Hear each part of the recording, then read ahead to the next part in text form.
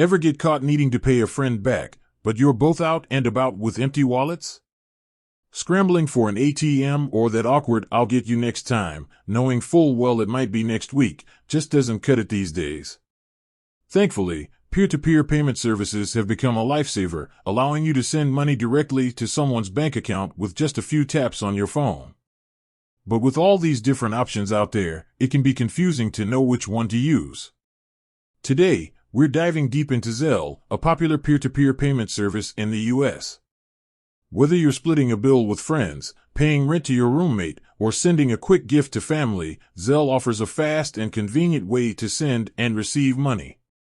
So, how exactly does Zelle work? Let's break it down step by step. Step 1. Enroll your account. First things first, you'll need to enroll your bank account with Zelle. The good news is, Zelle is integrated with many popular banking apps in the U.S. Simply check your bank's mobile app and look for the Zelle option. If you don't see it, don't worry. You can also download the standalone Zelle app to enroll and manage your account. Step 2. Find your target. Alright, you're enrolled. Now comes the fun part, sending money. To send money with Zelle, you'll need your recipient's information. Here's the beauty of Zelle: you can use either their email address or U.S. mobile number linked to their bank account. Step 3. Send those funds flying. Once you have your recipient's info, open your banking app or the Zelle app and navigate to the Send Money section. Input the amount you want to send, double-check your recipient's details, because nobody wants an accidental transfer, and add a quick note if you like, think "thanks for dinner," or "rent payment for June." Step 4. Ka-ching. With a final confirmation, you're done. The funds will be electronically transferred directly from your bank account to your recipient's bank account. In most cases, the transfer happens within minutes. That's faster than waiting for the waiter to bring your change. But Zelle isn't perfect. Here's what to keep in mind. While Zelle is fantastic for quick and easy transfers between friends and family, there are a few things to keep in mind. Triple check. Since Zelle transactions are typically final, it's crucial to ensure you're sending money to the right person. Don't rely on someone's word or a random message. Verify their contact information before hitting send.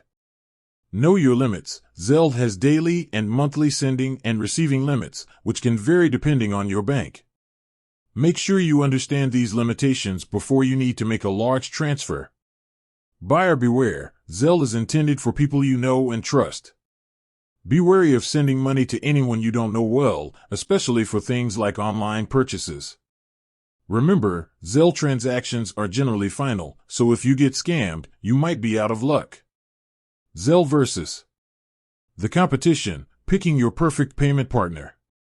With so many peer-to-peer payment services available, you might be wondering how Zelle stacks up. Here's a quick comparison. Venmo. Similar to Zelle, Venmo offers quick and easy transfers with a social media-like twist. However, Venmo transactions are public by default, which might not be ideal for everyone. Cash App. Another popular option, Cash App allows for peer-to-peer transfers and even includes features like investing and buying Bitcoin.